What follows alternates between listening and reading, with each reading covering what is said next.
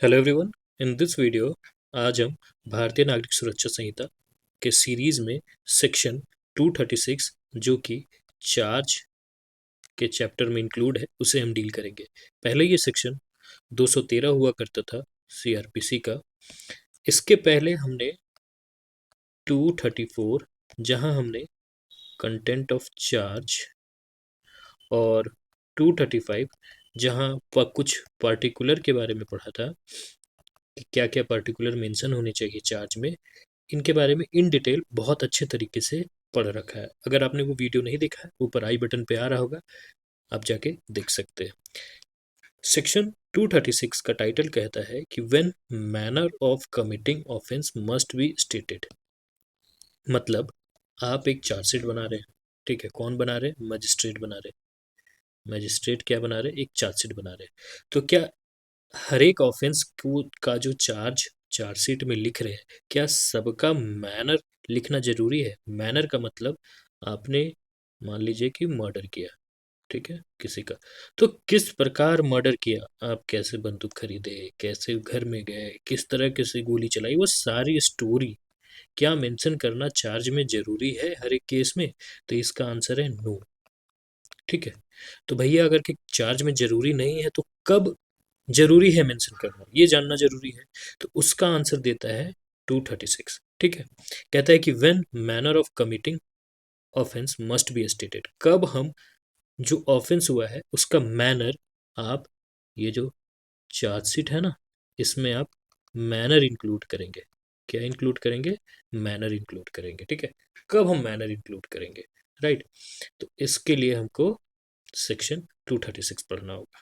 चलिए, when the nature of the case is such that particular mention in section 234 and 235 do not give accused sufficient notice। देखिए, हमने अभी बताया कि section 234 में क्या पढ़ा? Content of charge.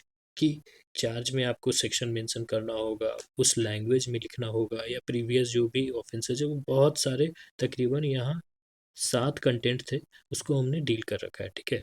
तो पहले वो वीडियो आप जाके देख लीजिए, तो ये वीडियो आपको ज़्यादा अच्छे तरीके से सेक्शन 236 ज़्यादा अच्छे तरीके से समझ में आएगा। खैर, और 235 में पार्टिकुलर्स थे, जैसे कि डेट, टाइम, प्लेस, या जिस पर्सन के साथ ये ऑफेंस हुआ है उसका नाम, उसका पता, ठीक है। तो अगर इतना देने से 234 235 के कंप्लीट होने में, ये इंक्लूड होने में चार्ज में, फिर भी अगर के एक्यूज्ड को नोटिस नहीं मिल पा रहा, मीन्स उसको समझ नहीं आ रहा कि मेरे ऊपर किस चीज़ का चार्ज लगाया गया है, देन क्या करेंगे?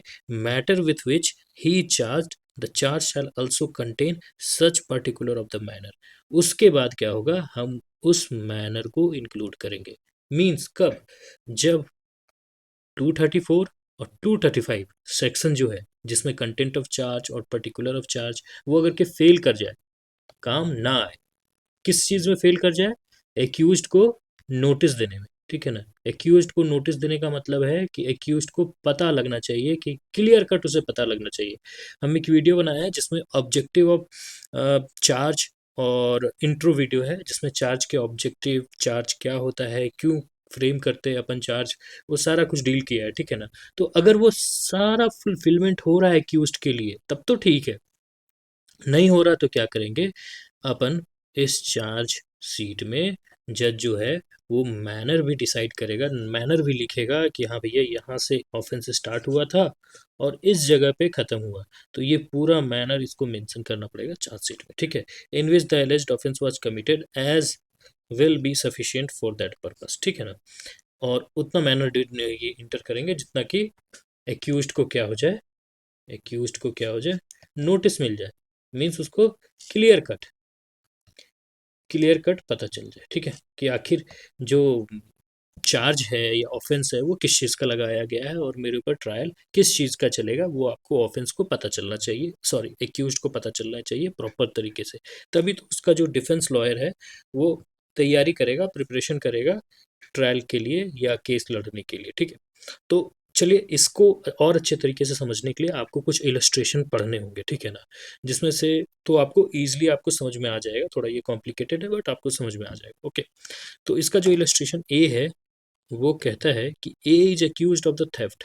ए क्या है, ए के ऊपर किस चीज का चार्ज लगा है, थेफ्ट का, ठीक, ऑफ अ सर्टेन आर्टिकल, किसी चीज की चोरी करने के लिए। तो हमने 235 में पढ़ा था कि अपन थिंग्स को भी मेंशन करेंगे जिसकी चोरी हुई है, ठीक है, एट सर्टेन टाइम और प्लेस, और दिन और तारीख भी बता दिया, टाइम प्लेस भी बता दिया। The charge need not to set out the manner in which the theft was effected, ठीक है ना।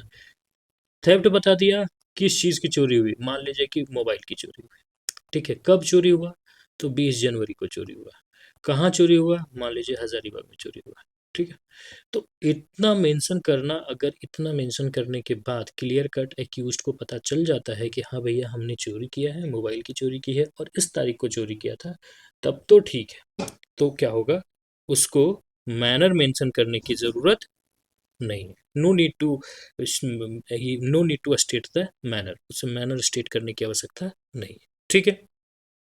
चलिए, अब इसका जो इलस्ट्रेशन डी है उसको पढ़ते हैं। कहता है कि A is accused of obstructing B.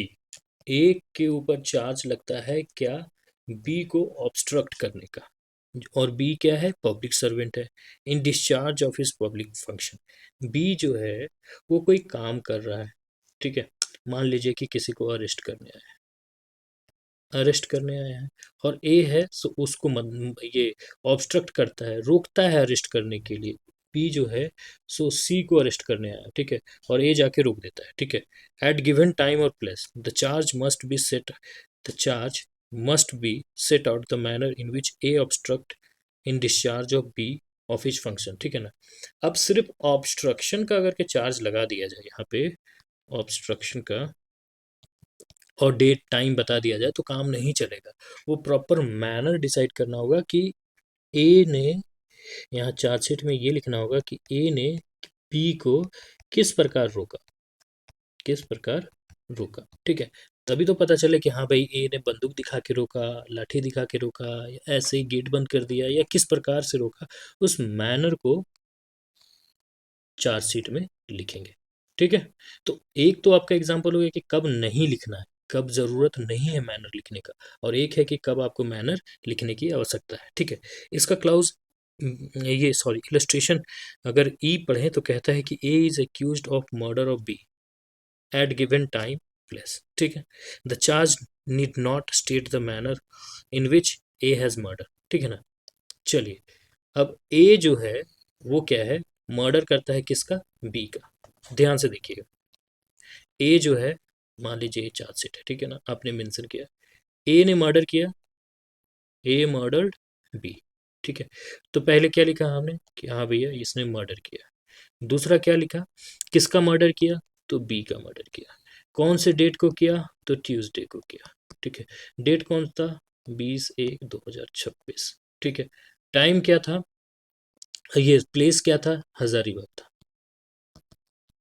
तो बस इतना अगर के आपने मेंशन कर दिया तो समझ जाएगा अक्यूज्ड कि हाँ पे हमने मर्डर किया है, बी का मर्डर किया है, इतने दिन को किया, ये वो किया, ठीक है ना, राइट। तो यहाँ पे क्या है कि मैनर लिखने की आवश्यकता नहीं है। मर्डर में मतलब मैनर तो स्टेटेड है ना, कि मर्डर का मतलब ही है कि किसी आदमी की मृत्यु, ठीक है ना, किसी को डेथ दे देना, ओके।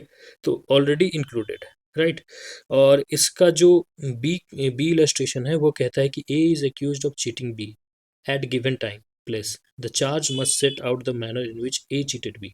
अब क्या है कि मान लीजिए कि ए जो है वो बी को चीट करता है, ठीक है। तो बस इतना लिख देना कि हाँ ए ने, मान लीजिए चार्जशीट में ए ने बी को चीट किया, तो खाली चीटिंग लिख देना, और टाइम लिख दिया, या डेट लिख दिया, प्लेस लिख दिया, ये काफ़ी नहीं है, ठीक है। आपको क्या करना होगा, इसका मैनर भी स्टेट करना होगा कि चीटिंग किया, आखिर किस प्रकार का चीटिंग किया, किस चीज़ का चीटिंग किया, या कैसे चीटिंग किया, वो प्रॉपर आपको manner step by step charge में मेंशन करना होगा, ठीक है। तो ये था आपका सेक्शन 236। आई होप कि आपको अच्छे से समझ में आया हो। फिर भी अगर कोई डाउट बच जाता है तो आप मुझे कमेंट सेक्शन में पूछ सकते हैं, या कोई सुझाव है तो आप मुझे बता सकते हैं कमेंट में लिख के। थैंक यू, जय हिंद।